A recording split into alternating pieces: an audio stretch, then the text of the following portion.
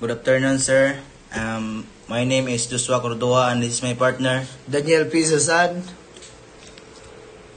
The International Code of Signals Annex 4 details method for transmitting and receiving information using visual signals, while the full annex is extensive.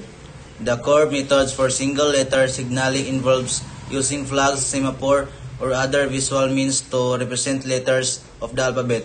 Each letter corresponds to a specific predefined signal. Transmission.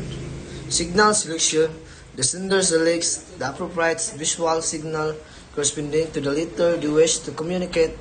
This is done by referring to the ICS Annex 4S signal chart or code book. Signal displays. The sender displays the signal clearly and unambiguously using the agreed upon methods, flag, lights, etc. This requires precise and consistent execution to avoid misinterpretation.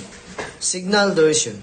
The signal is held for a sufficient duration to allow the receiver adequate time to observe and interpret it. This duration is typically standardized within the ICS. Signal repetition. The signal may be repeated to ensure accurate repetition, especially in challenging visual conditions, poor light distance, etc. Signal observation. The receiver carefully observes the visual signal displayed by the sender. Signal interpretation. The receiver consults the ICS Annex 4 to decode the visual signal and identify the corresponding letter. Confirmation. Optional. The receiver may signal back an acknowledgement to confirm receipt. The message is often done using a standardized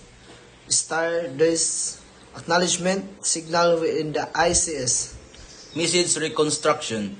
The receiver assembles the received letter to reconstruct the complete message. Thank you, sir. Ton.